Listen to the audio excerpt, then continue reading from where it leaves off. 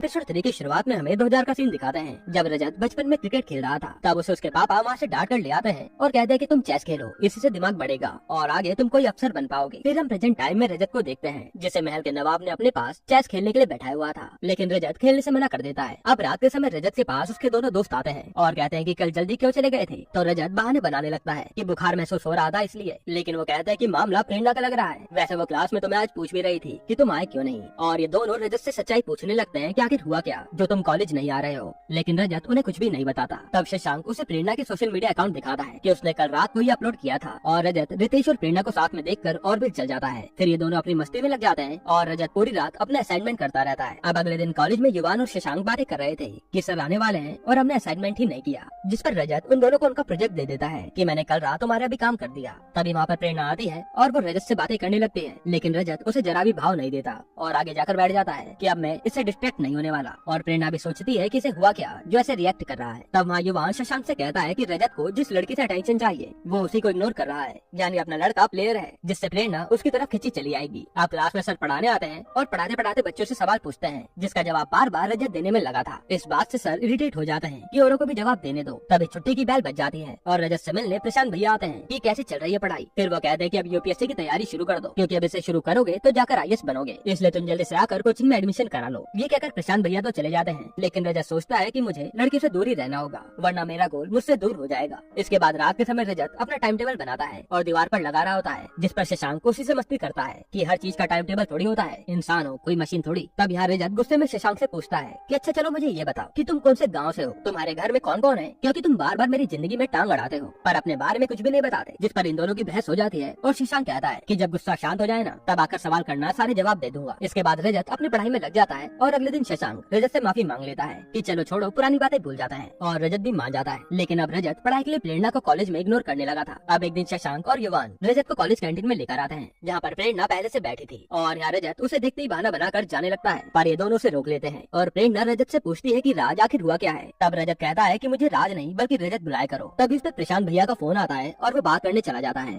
और वहाँ उसके रखे बैग को रितेश खोलकर देखता है कि इसमें है क्या। तो बैग में उसका टिफिन निकलता है जिसमें देसी घी के लड्डू पड़े थे और उन लड्डू का मजाक रितेश बनाने लगता है। फिर जैसे ही वहाँ रजत आता है वो रितेश पर भड़क कर वहाँ से चला जाता है। फिर रजत सीधा प्रशांत के कोचिंग में आता है और वहाँ उसे एक लेडी दिखती है जिनसे रजत की नजर हटती ही नहीं और वो बस उन्हें निहारता रहता है और वो सोचता है कि अब मैं प्रेरणा से दूर हुआ तो ये मुझे कौन दिख गई। यहीं पर तीसरा एपिसोड